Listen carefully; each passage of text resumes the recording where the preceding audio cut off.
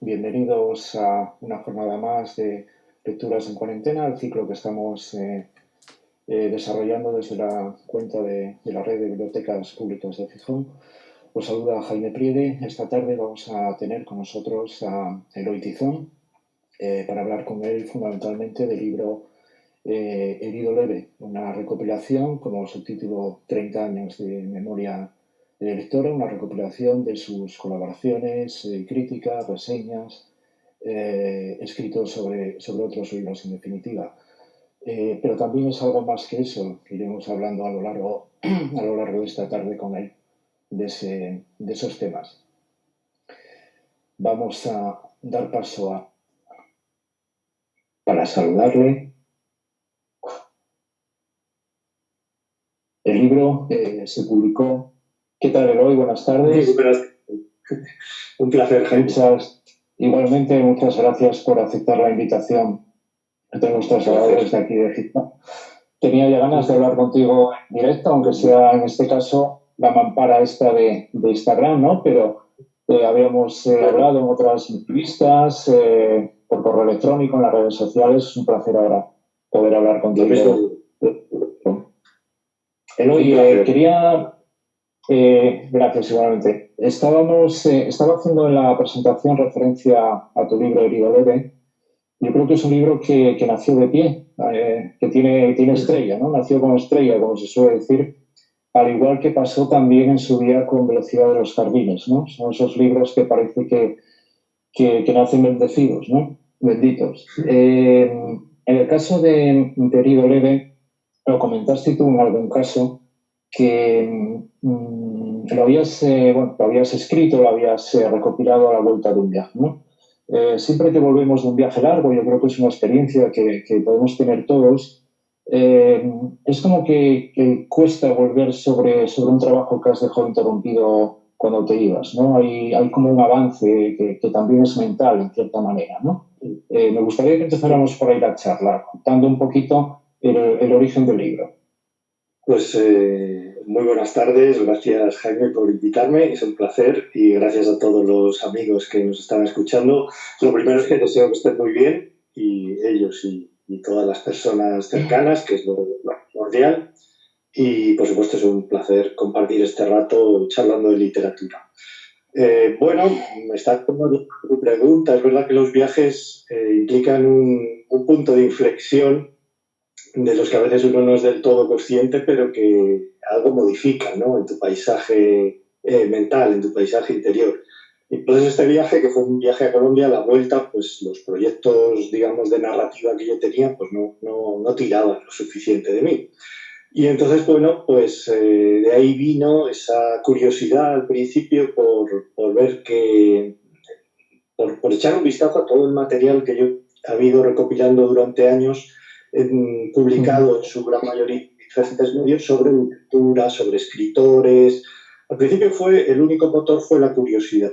Y luego, bueno, una vez que empiezas a leer, pues te empieza a despertar ese gusanillo y esa pregunta, bueno, que viene a la mente de ¿y sí, no? ¿Qué pasaría si? ¿Qué pasaría si? De aquí puede salir un libro, me apetece meterme en un proyecto de estas características, porque no es solo recopilar. Para mí estaba claro que había que reescribir, había que reestructurar, había que encontrar un ritmo. Entonces, bueno, esa era la apuesta y me metí finalmente, como sabéis, y la verdad es que la experiencia fue muy grata. Tengo que decir que fue muy gozosa, muy gozosa. No sufrí para nada. Creo que es el libro que menos he sufrido. No sé si esto está bien o mal decirlo, pero ha sido así.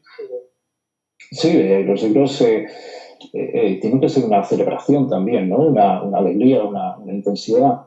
Recuerdo, por ejemplo, lo que decía Giacometti, ¿no? Que en el fondo trabajaba por la sensación que experimentaba mientras trabajaba, ¿no? Claro. Sí, el proceso, disfrutar del proceso, ¿no? Que es algo que creo que también se aprende un poco con el tiempo, no sé en tu caso, pero yo creo que había más elemento agónico en los primeros textos que yo escribía, te los tienes que arrancar de dentro, no has encontrado tu voz, está lleno de incertidumbres, no sabes si aquello le va a interesar a alguien o no. Entonces, bueno, avanzas ahí como por un bosque muy oscuro. No es que luego tampoco tengas una seguridad absoluta en lo que haces, pero bueno, en este caso digamos que partía de un material previo y todo lo que vino a continuación de revisión, de reescritura, fue muy disfrutable. Releer títulos que ya tenía medio olvidados, revisar biografías de escritores. Bueno, esa parte de documentación la disfruté mucho. Me llama la atención el título, Herido leve, porque normalmente se relaciona con la literatura, con los escritores, expresiones como letra herido, Camus, bueno, lector empedernido, este tipo de adjetivos, de calificativos que a mí me suena un poco pues a una habitación muy cargada de humo, ¿no? Casi a algo poco saludable, ¿no? ¿De dónde viene lo de herido leve? Sí, bueno, fue un título que surgió bastante espontáneamente.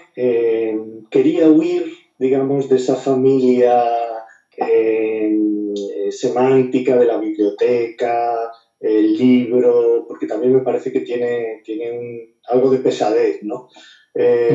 Entonces, bueno, se me ocurrió esta idea y en un principio no estaba muy seguro si era un título apropiado para este libro, porque lo veía casi más cercano a un título de poesía o de aforismos o algo así, ¿no? Poco a poco, con el paso de los días, vi encontrando que sí tenía razón de ser este título, que habla en el fondo de una huella, de una marca o de una herida, no necesariamente en un sentido negativo, pero sí de algo que nos ha marcado, bueno, y que ha determinado nuestra vida, los que amamos la literatura. Y por otro lado, el adjetivo leve creo que le quita también ese aire de pesadez, porque yo quería que aunque sea un libro de unas ciertas dimensiones, quería no perder de vista esa ligereza de Italo Calvino, ¿no? Quería que fuera un libro amable con el lector, que no fuera un libro cabezón, que a veces cuando, tú lo sabes, cuando nos ponemos a hablar de literatura, yo el primero nos ponemos un poco estupendos. Entonces quería un tono cordial hacia el lector. Y bueno, me pareció un título sugerente para englobar todo el libro.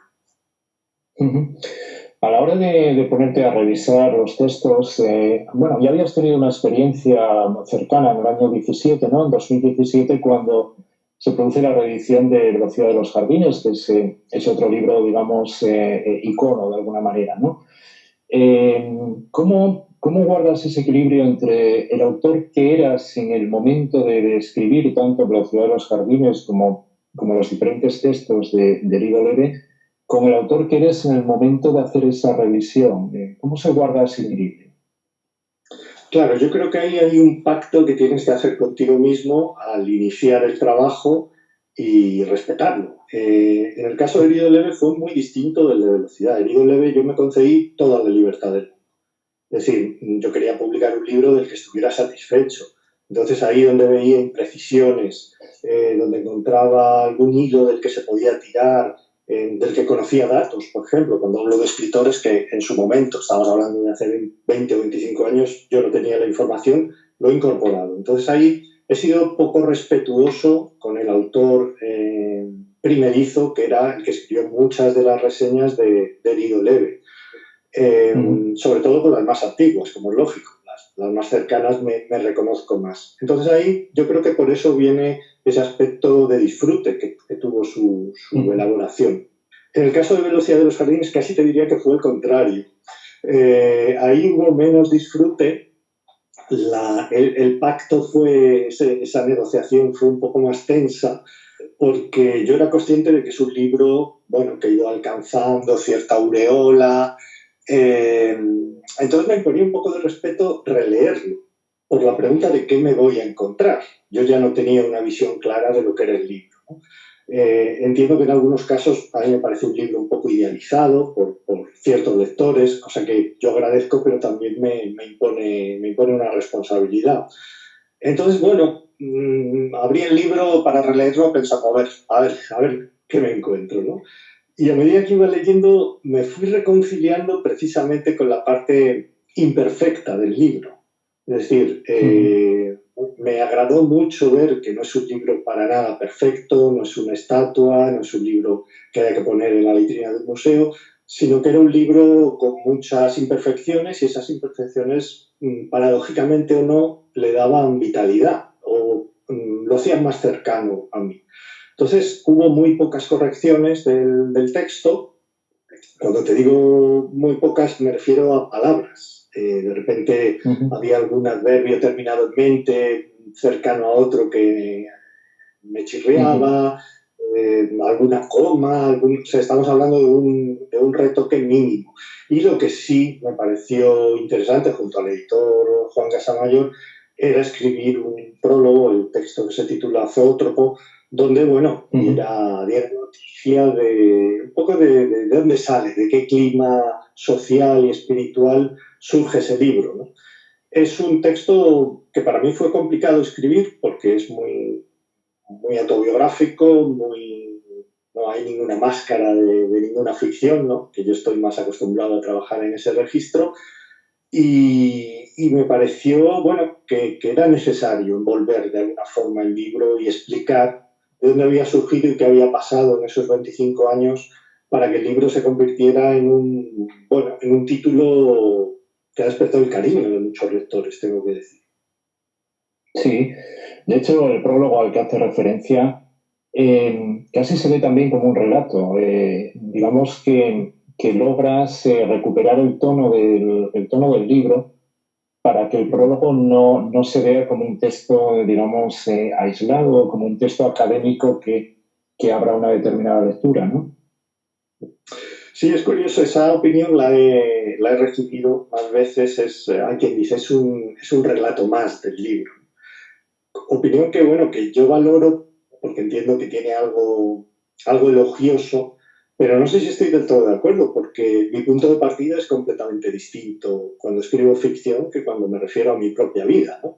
Digamos que hay una responsabilidad mayor porque no hablo solo de mí, sino también de personas que me rodean, hablo de aspectos familiares, de una hermana que falleció, en fin, son temas que hay que tratar con muchísimo tacto y con muchísima delicadeza, ¿no?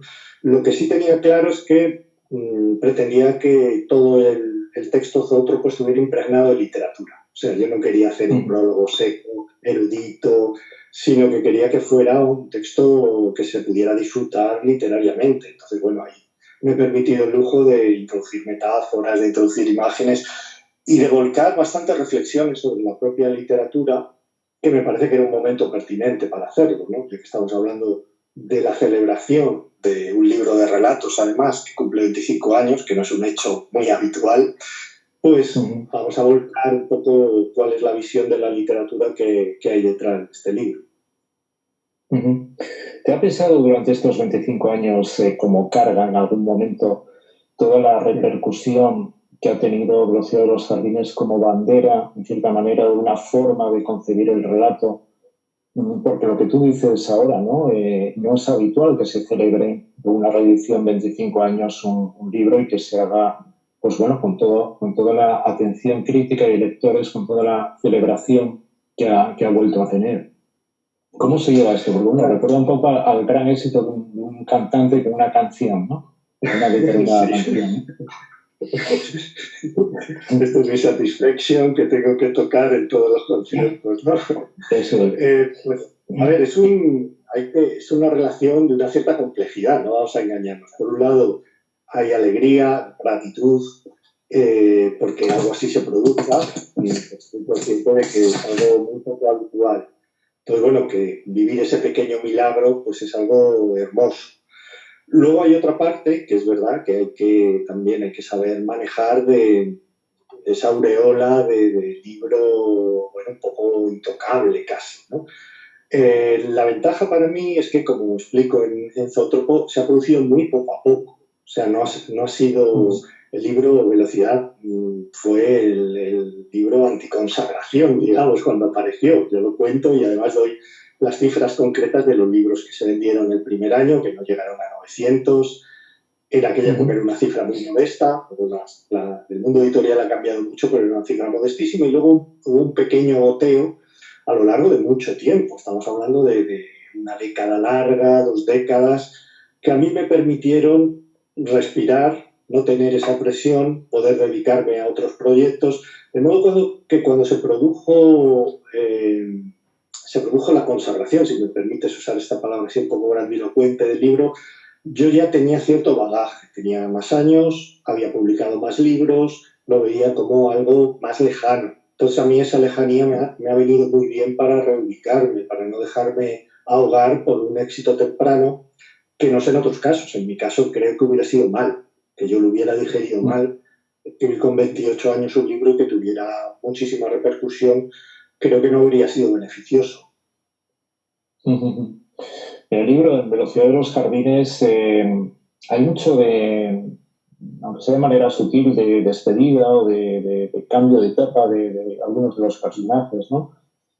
Tú has comentado alguna vez que también en tu caso personal suponía ese momento, esa época en la que lo has escrito, pues un cambio de vida en el sentido de entrar, digamos, en la vida independiente y donde todo comienza, ¿no? Pero bueno, siempre que todo comienza hay también una despedida. En el caso de Herido Leve, en el caso de Herido Leve, hay también un punto final a la escritura de crítica literaria de reseñas. Bueno, es difícil decirlo, ¿no? Yo diría que profesionalmente, de manera regular, no entra en mi horizonte escribir reseñas. Escribo todavía hago alguna reseña para Turia, sobre todo, para alguna revista, pero digamos que esa periodicidad casi semanal que tuve durante varios años, o mensual, en el caso de revista de libros, en este momento no me siento muy inclinado a hacerlo, ¿no? Sí me gusta el columnismo, por ejemplo, lo que estuve varios años haciendo en el Cultural, donde a veces hablaba de libros, a veces de películas, a veces divagaciones. Esa parte sí me gusta, pero atenerme, digamos, a las reglas de la crítica literaria, en estos momentos no lo creo. Nunca se puede decir de manera tajante nada, pero no es, ya te digo que no está entre mis propósitos. Y con respecto a lo que dices de velocidad, creo que has hecho una lectura impecable. Estas cosas son esos aspectos que uno se da cuenta a posteriori. Yo mientras escribía los relatos, en ningún momento pensé, son cuentos de despedida. Realmente, unos años más tarde, sí, no sé, en alguna relectura o pensando en el libro, pensé eso. Estos realmente son cuentos de despedida, no solo el cuento que le da título, Velocidad de los Jardines, donde creo que es bastante obvio. Hay una despedida de un espacio, de un tiempo, casi de una sentimentalidad adolescente, sino incluso en otros que parecen más alejados. Creo que todos los personajes están en esa franja del cambio, ¿no? de pasar de una fase a otra, de la infancia a la juventud, de la juventud a la madurez, de la madurez a la vejez, ¿no? Creo que sí hay un denominador común en ese libro que fue bastante involuntario, yo no lo realicé de manera premeditada, es justamente eso, el concepto de despedida. Algo está terminando en ese libro. Ese lado agridulce o un dato nostálgico que pueden tener algunos de los textos, para mí viene de ahí, ¿no? de esa conciencia del paso del tiempo. Cosa curiosa porque yo lo escribí en la primera mitad de la veintena, ¿no? Parece curioso que uno pueda tener esa sensación que a priori asocias más a una edad más avanzada. Sin embargo, era más nostálgico entonces que ahora. No sé si a los les pasa, pero en mi caso es así. Sí, además es una edad que, aunque sea temprana, es donde hay cambios en la vida, ¿no? Porque normalmente a los 20 años es cuando comienzas una vida más independiente, empiezas a vivir con otros compañeros o vives solo, es decir, entras en otra fase, en la fase que todo lo inicia de alguna manera, ¿no? Sí, es la fase que tienes que tomar ciertas decisiones, Claro. te emparejas, no te emparejas, buscas trabajo, encuentras trabajo, hay Claro. pocos años en los que se producen muchos cambios. Claro. Sí, en el caso de velocidad, gran parte de toda esa empatía que tuvo con los lectores y también con la crítica, venía también en que apuntaba, digamos, ampliaba el gran angular de lo que se podía hacer en un cuento, ¿no?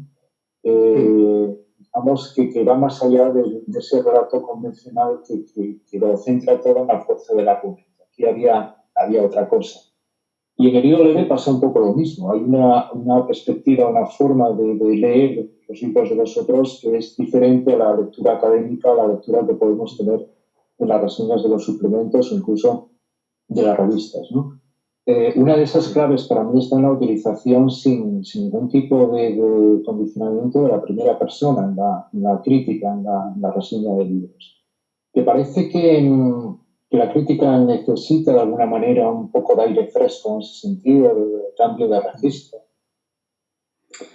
Bueno, yo en primer lugar no soy quien para reorientar la crítica o la manera de entender la crítica de nadie. Simplemente yo creo que ahí sí hay que hacer un ejercicio de una cierta honestidad y decir qué es lo que puedo hacer yo y qué es lo que no puedo hacer, ¿no? Yo creo que sería absurdo que yo pretendiera tener un bagaje académico, erudito, que no tengo ese andamiaje, perdón. No me falta, digamos, pozo filológico para meterme en ese libro. En cambio, ¿qué otro punto fuerte puedo ofrecer yo que resulte atractivo? Pues puedo ofrecer, creo, lo que he aprendido de la narrativa. Es decir, me parece que se puede abordar la lectura de un libro sin renunciar a ser el escritor que uno es, utilizando recursos que vienen de la narrativa, porque al final se trata de contar. Obviamente los materiales de partida son distintos que la ficción, pero de alguna forma tienes una historia que contar. En el caso, por ejemplo, de las biografías de escritores, pues tú tienes un número de páginas para contar la vida de Flaubert. Eso lo puedes hacer de muchas maneras, lo puedes orientar de muchas maneras. Entonces, bueno, tú haces un filtrado, seleccionas aquellos momentos que a ti te parecen más interesantes. Casi te diría incluso que desde un punto de vista de la plasticidad del momento, ¿no? Para, de una manera sintética, hacer un retrato que resulte atractivo, que resulte sugerente, que sea fiel a la figura de Flaubert, por lo que sabemos, es decir, no mentir, ser riguroso con los datos, pero sin perder de vista ese objetivo de que estás contando algo. Es decir,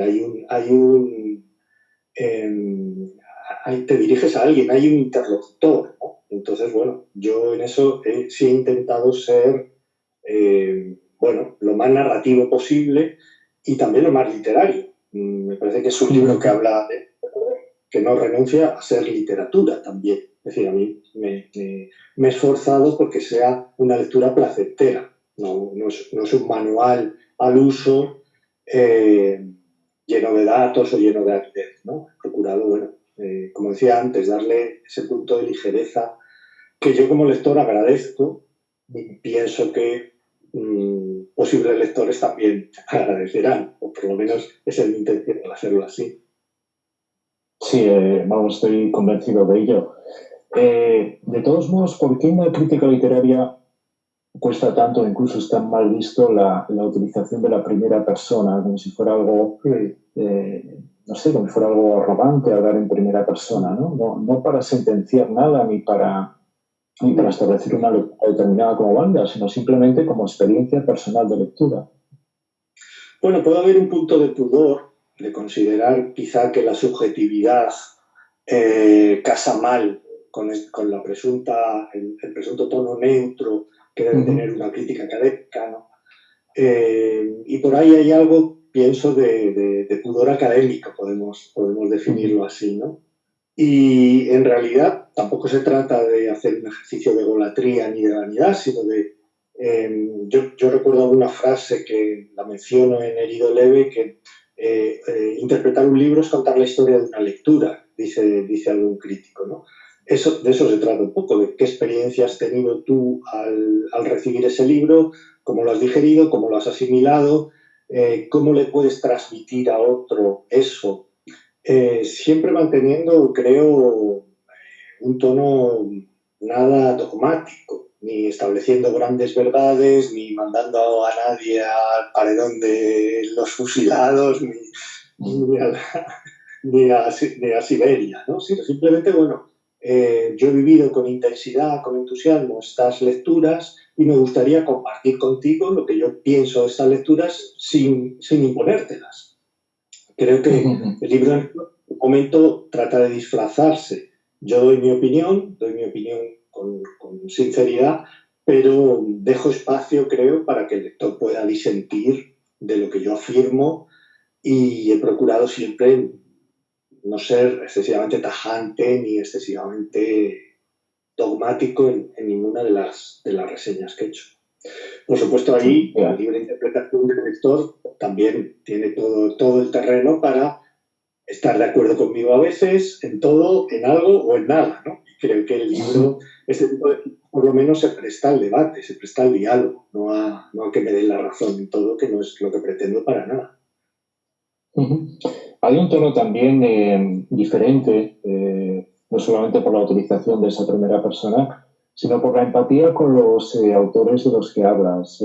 Eso no quita para que en un momento dado, pues aquello que tú consideras que en un libro no funciona, lo digas, ¿no? Pero hay un tono general de empatía, incluso de alegría que transmite esas lecturas que tú estás haciendo.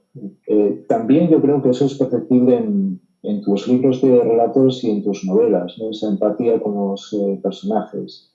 En la crítica literaria no es muy habitual, ¿no? Precisamente esto que estábamos comentando. Pues me alegra que lo hayas visto así, porque me das una alegría, porque desde luego es algo que me complace si es que lo he conseguido. Para mí uno de los objetivos en el caso de Herido Leve era sobre todo transmitir entusiasmo hacia la literatura, hacia la lectura, curiosidad, morbo, ¿por qué no? Entonces me parece que no tiene sentido escribir un libro que hable de otros libros y que nos ahuyente de la literatura. Es lo contrario de lo que yo pretendía. Yo pretendía ese libro de un enamorado de la literatura, de alguien que cree en la literatura y que ama la literatura y que le gustaría transmitir ese sentimiento a los lectores. Entonces tú puedes estar más o menos de acuerdo, pero si yo te despierto las ganas de ir a determinado título, a determinado libro, releer un autor que igual lo tenías medio olvidado, pues ese es el objetivo fundamental. O sea, no es que me digan que qué listo soy, ni que cuánto he leído, ni cuánto sé, eso me da exactamente lo mismo. Sí me gusta más cuando me dicen, tu libro me ha despertado las ganas de buscar tal libro, tal novela, tal poeta que no conocía. Eso es lo que más me gusta, ¿no? Y con respecto a lo que dices de los autores, ahí yo medí bien la distancia a la que situarme con respecto a los autores, porque, bueno, hay autores de todo tipo, hay autores cercanos, vivos, hablo de Ricardo Menéndez Salmón, que es un amigo común al que los dos queremos y admiramos, o de Jordi Doce, personas que están muy próximas, y luego de los grandes monstruos, llámense Flaubert, o Nabokov, o Thomas Mann, o Cheever, o Clarice Lispector, ¿no? Entonces, ¿qué distancia te mantienes con los autores, ¿no? Yo creo, mi posición por lo menos, o mi elección ha sido mantener una distancia respetuosa con ellos, pero no endiosarlos, no disecarlos, no considerarlos que son estatuas de granito, ¿no? Sino que me ha gustado también la parte humana de los escritores, ir a sus biografías, entender que a veces tomaron decisiones desastrosas desde el punto de vista vital, y eso no los hace ni mejores ni peores, los hace simplemente seres humanos con todas sus contradicciones que vivieron algunos en épocas muy complicadas. Estamos hablando de la Segunda Guerra Mundial y alrededores, en el caso de la literatura rusa, de los años duros del estalinismo, o de la Alemania en que el nazismo, es decir, circunstancias sociales y políticas muy complejas, y en medio de ese escenario ellos tuvieron que tomar decisiones y realizar su obra. Entonces, bueno, a veces creo que es fácil también caer en la tentación de mirar por encima del hombro a los autores, caricaturizarlos. Yo en ningún momento he querido caricaturizarlos, me merece mucho respeto cualquier persona que se dedique a una actividad creativa, aunque creo que no hay que endiosarlos ni almidonarlos. Creo que no debemos dejar de lado el sentido del humor, porque también hay muchas historias graciosas o absurdas o extravagantes en torno a los escritores y la escritura, que por qué no contarlo, ¿no? También forman parte de la historia y literatura. Efectivamente, el humor es otro de los elementos que está muy presente en el libro, ¿no? Y que forma parte de esa alegría que comentábamos antes, ¿no? No obstante, el humor, al menos aquí en España, está visto como algo menor. Si hablamos ya de crítica literaria y sumamos ese binomio crítica literaria-humor, como que resulta mucho más extraño, ¿verdad? Yo lo valoro mucho, en general, el sentido del humor en las obras artísticas, en las obras creativas, como lector, como espectador de cine. Bueno, me parece que hay algo ahí del brillo de la inteligencia, ¿no? Del que lo está narrando. Por supuesto, hay muchos tipos de humor. A mí, por ejemplo, lo gracioso, así, en general no me gusta, o lo chistoso.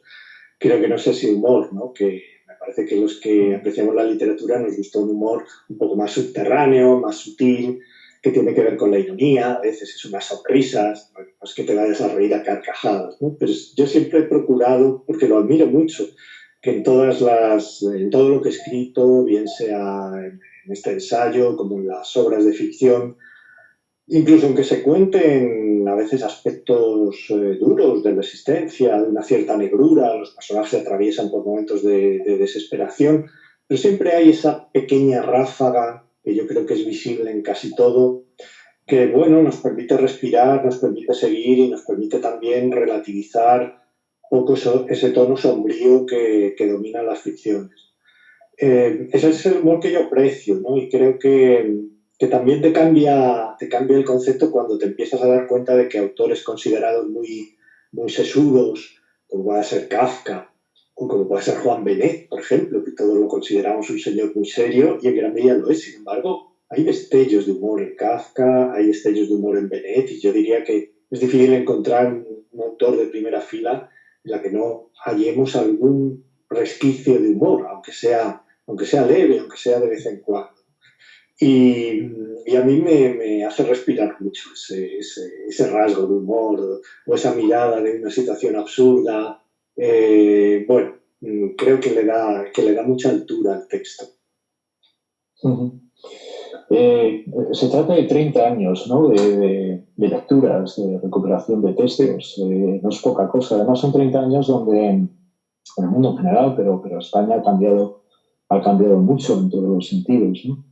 El libro, en cierta manera, también puede tener esa lectura, ¿no? Como una especie de recorrido de memoria social, memoria colectiva, porque supongo que tú ibas escribiendo en algún caso de los libros que estaban ahí, ¿no? De algún modo tenían cierta repercusión entre los lectores, ¿no?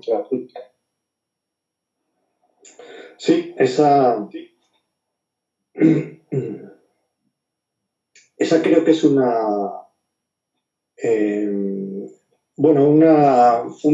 algo que no era buscado, pero que ha surgido en el libro como un aspecto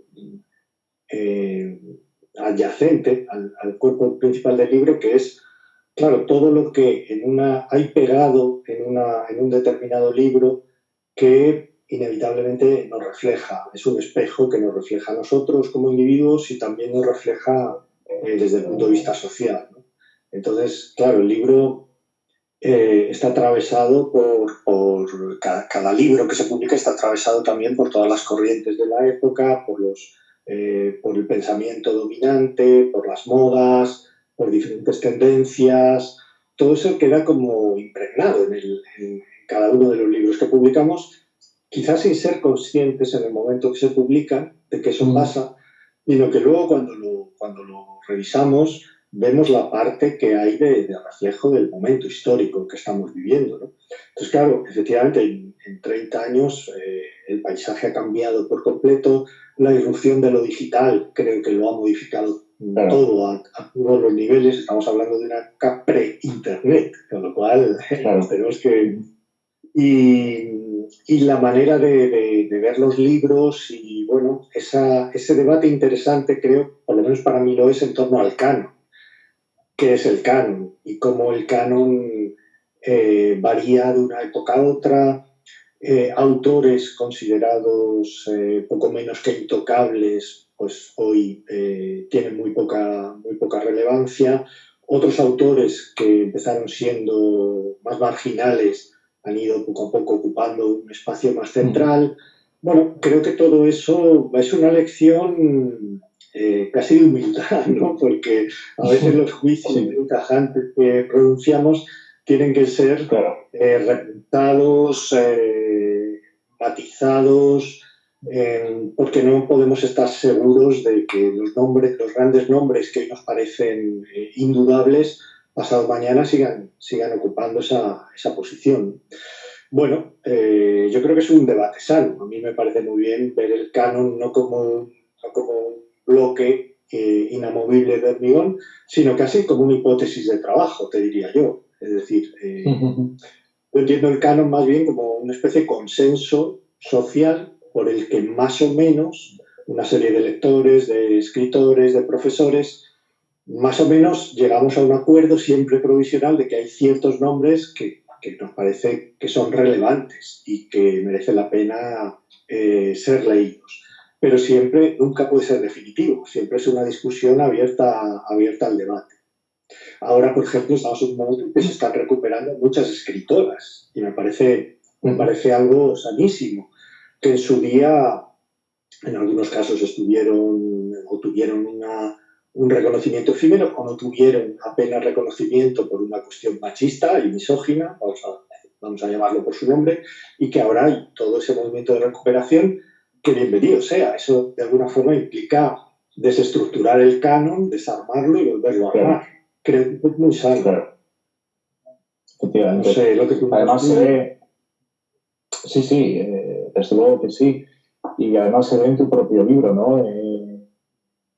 Hay presencia de pocas autoras, pero precisamente por eso, ¿no? Porque no estaban ahí o no podían hacerse ese hueco para estar ahí, ¿no?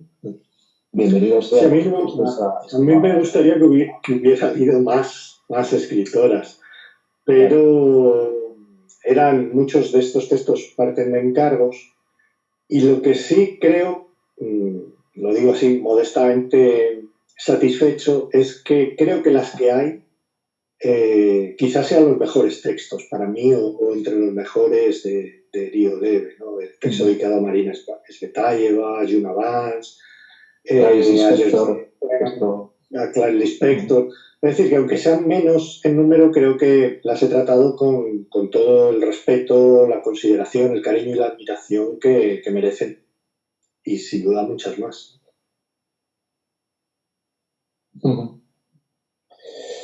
Te hemos oído mal esta última parte. ¿Me oyes bien, Eloy? ¿Ahora? Ahora te oigo bien. Sí. ¿Me oyes bien, verdad? Bueno, nada.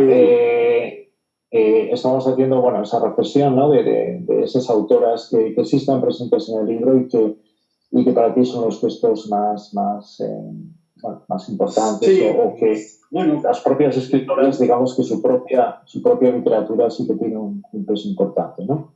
Digamos que son capítulos que he mimado especialmente porque era consciente de que numéricamente había menos escritoras y sí quería que las tuvieran todo el realce y todo el peso que realmente tienen. O sea, no es una cuestión de cuotas ni nada parecido, que son autoras discutibles para mí. Ellas sí, hay muchas que no han podido entrar porque este es un libro fatalmente incompleto, ¿sabes? Como es la propia literatura, ¿no? Es un libro que tiene cierto grosor, pero incluso si fueran 5 tomos de 1000 páginas cada tomo, seguirían faltando nombres. Yo lo entiendo, y hay amigos que me dicen, he estado de menos que no hables de fulano, de mengana, y yo también lo echo de menos, pero obviamente es inabarcable.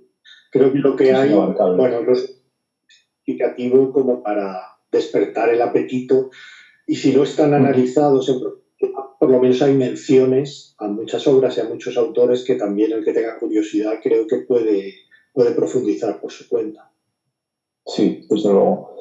El libro tiene ese apetito al que hace referencia, también entra cuando uno lee, hacía referencia ayer antes, lee esos pasajes de la vida de los autores que para mí cuando lo leí por primera vez parecían como cortometrajes, ¿no? Como que eran, estaba viendo secuencias de la vida de estos autores que no voy a encontrar en Wikipedia, no voy a encontrar en ninguna otra fuente, ¿no? Son detalles, son cosas muy peculiares de la vida cotidiana de estas personas y tal como lo cuentas, pues se ve esa secuencia, es decir, hay una secuencia narrativa también en el libro, ¿no? Una mezcla de géneros.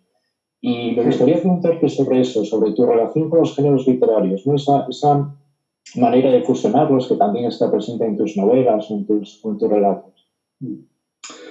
Bueno, es una relación, digamos, es un diálogo en el que hay ciertas tensiones, por decirlo de alguna manera. Los géneros y yo somos un matrimonio avenido regular. Me interesan mucho, no sé, por una cuestión de temperamento, los autores, no que rompen los géneros, porque eso igual suena un poco a vanguardia un tanto desfasada, ¿no? Pero que sí que se permiten licencias con los géneros. Se permiten cruces de caminos, mezclas, pruebas. Creo que eso ensancha mucho el campo de juego. No tratar los géneros como si fueran compartimentos, como esencias puras, sino más bien como posibilidades que tienden muchas veces al mestizaje. Entonces a mí me parece muy interesante y me descubre mucho cuando en una ensayista pues descubro una vertiente lírica, por ejemplo, o cuando hay una poesía que ensaya un tono más reflexivo, más filosófico. Los relatos que no necesariamente son la puesta en escena de un argumento o la resolución de un enigma, sino que admiten desvíos, admiten digresiones, que a veces te obligan a preguntarte como lector, bueno, ¿qué es esto que estoy leyendo? No sé bien cómo definirlo, ¿no? ¿Es un relato? ¿Es una divagación? No lo sé, pero me sigue interesando, ¿no? Entonces, esa literatura que nos reta a los prejuicios que todos tenemos, a nuestros prejuicios lectores, y nos hace preguntarnos cosas sobre nuestros propios límites como lectores, ¿no? Yo creo que todos tenemos nuestros límites, lo queramos reconocer o no, y esos libros que ponen a prueba los límites, que lo desafían, que a veces se burlan de nuestras ideas, eso que nos obligan a reconsiderar por qué me parece que esto no es un cuento, por qué pienso que esto no es una novela, esto yo pensé que era un libro de viajes y de repente pues es una elegía, un ser amado y perdido. Es decir, los libros que incluyen un cierto desplazamiento interior, no ya que hablen de un viaje físico, sino que no empieza siendo de una cosa, empieza, digamos, en un suelo firme, nosotros empezamos como lectores en un suelo firme y nos van llevando a otro terreno. Eso me fascina mucho y en la medida de mis posibilidades yo he intentado llevarlo a la práctica cuando escribo, bien sea textos sobre literatura o bien sea, bueno, los relatos creo que tal vez es el género más evidente donde se produce esa pugna entre, bueno, es un relato, no lo es.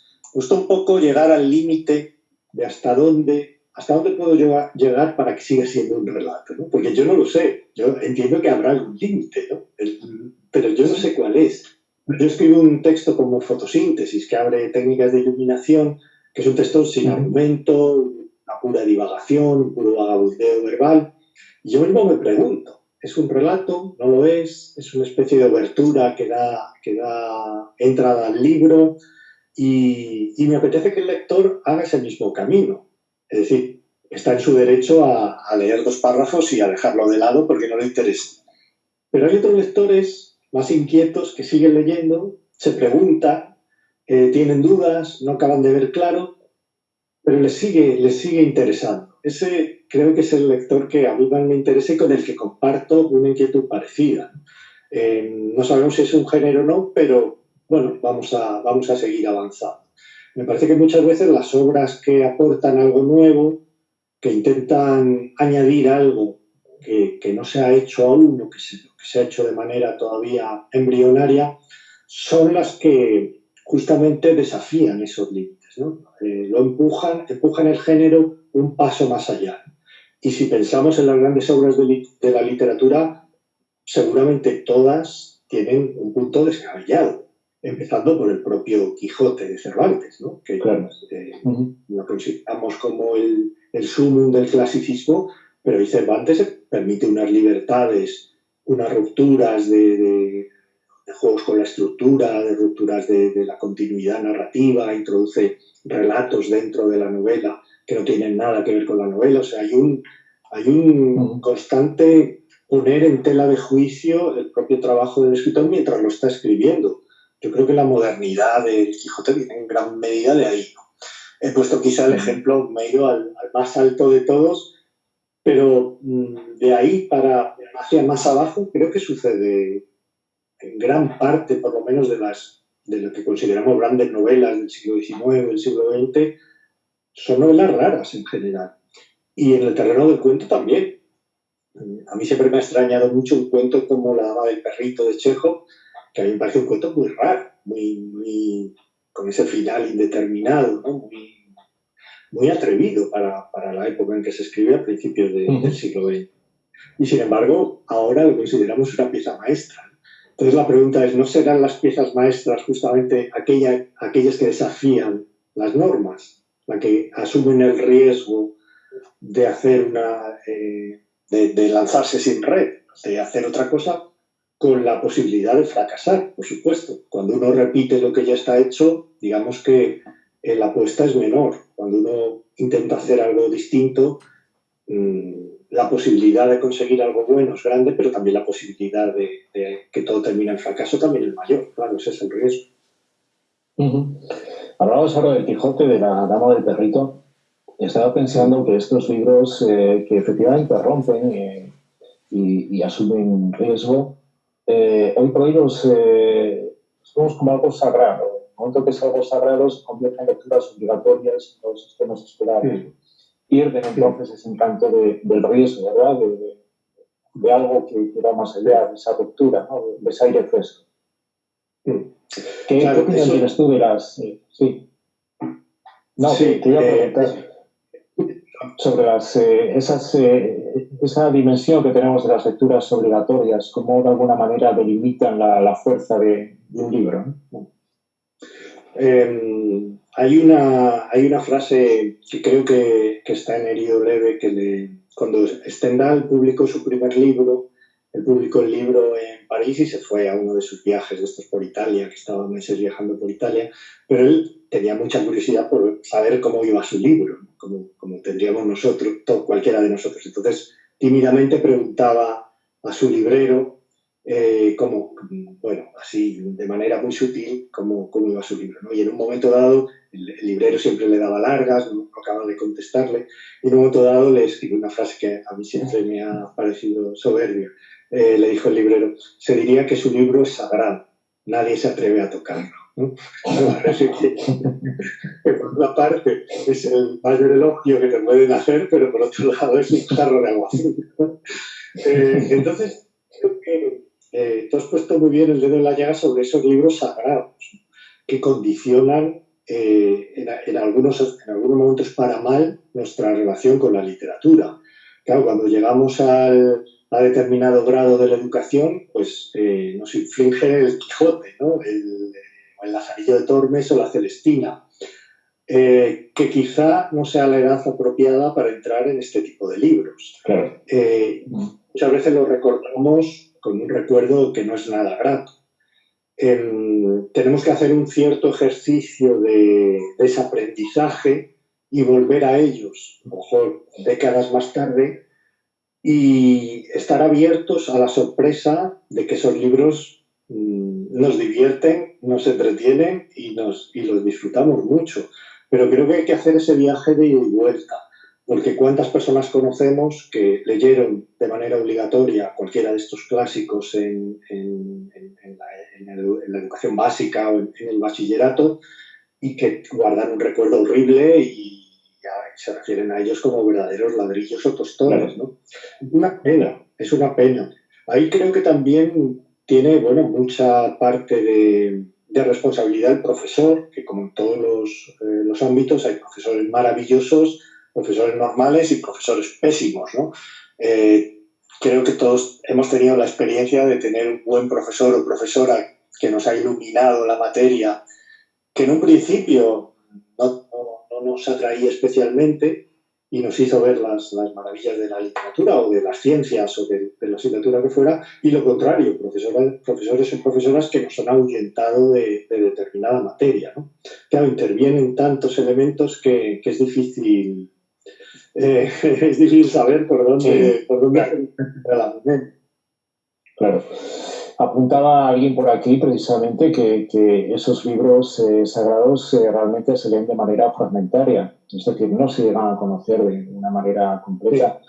Se queda uno con fragmentos que además están aislados, o sea, que no hay una coherencia, ¿no? Que no fluye, ¿verdad? Sí. Sí, o con el tópico. Claro, exacto. Con una visión tópica.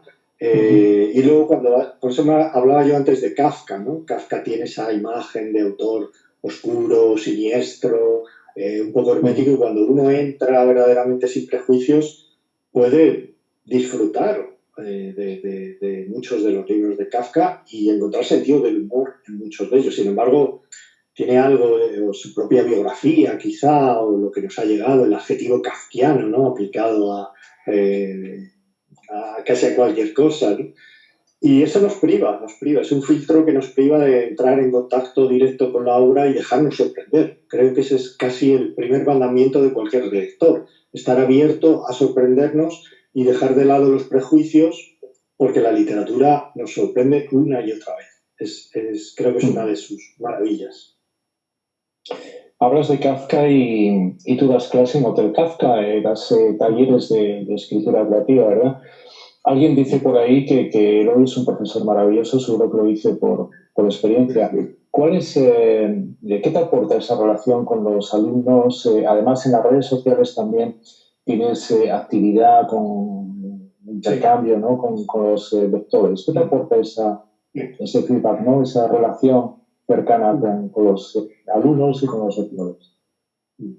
Pues el descubrimiento de la enseñanza en mi caso no fue temprano. Yo empecé a impartir talleres cuando cumplí 40 años, es decir, no fui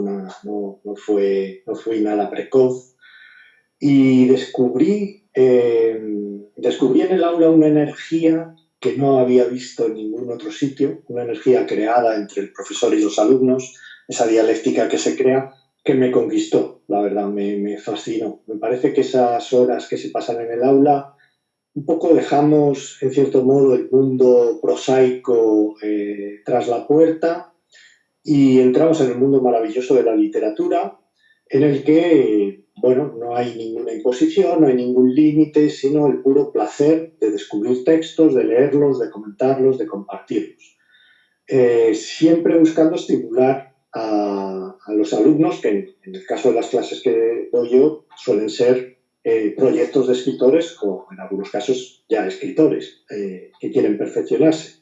Pero digamos que la manera de alimentar ese cariño hacia los libros, hacia la literatura, hacia la propia escritura, yo creo que es mostrando un abanico lo más amplio posible de textos, de autores, e intentando comprender la belleza literaria. Es decir, eso que nos ocurre cuando leíamos en la adolescencia solos en nuestro cuarto y poco menos que entrábamos en éxtasis ante determinadas páginas, cuando te dedicas a la enseñanza ya en la madurez, creo que eso lo tienes que argumentar, que creo que es un ejercicio muy interesante para nosotros los escritores, dando razones de peso.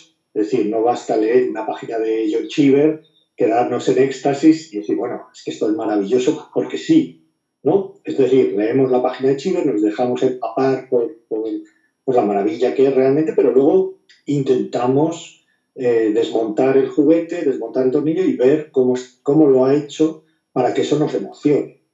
Entonces, bueno, a base de esa lectura y de ese análisis de textos, comentarios, bueno, también contar historias de escritores o historias relacionadas con la literatura, con las diferentes voces literarias, cómo se han utilizado.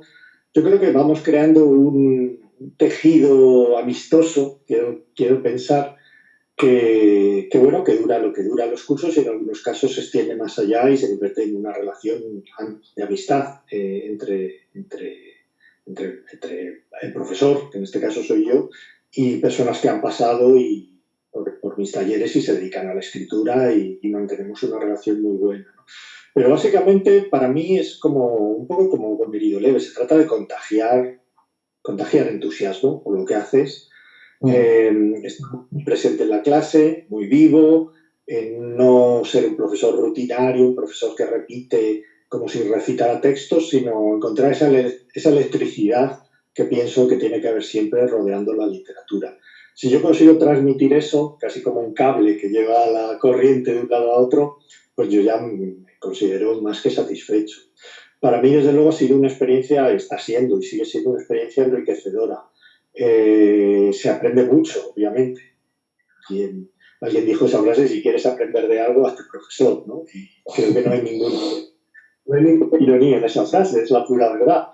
Espero que para los alumnos también sea una experiencia enriquecedora. Seguramente les deberé yo más a ellos que ellos a mí, pero me gusta mucho dar clases, sí.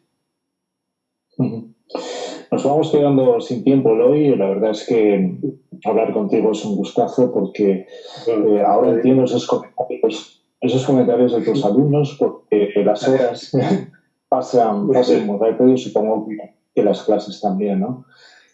Ha sido un placer contar contigo. La verdad es que nos quedan temas que me gustaría comentar y por lo que he visto también algún comentario por ahí. Pero Instagram ya sabes que es una cuchilla que nos corta a los 60 minutos exacto, y no hay para más, ¿no? Muchas gracias de todos modos a ti y a todas las personas que se han conectado. Esperamos que haya más ocasiones de hablar contigo, de verte y sobre todo, por encima de todo, lo importante de verte. Ha sido un gustazo, Jaime. Gracias a ti. Yo he disfrutado con la conversación. Hablar de literatura creo que siempre nos emborracha un poco, ¿no? Y por supuesto a todas las personas que se han unido a la conversación, pues mis mejores deseos para esta situación rara que estamos viviendo y muy felices lecturas. Muchas gracias, Eloy. Hasta la próxima.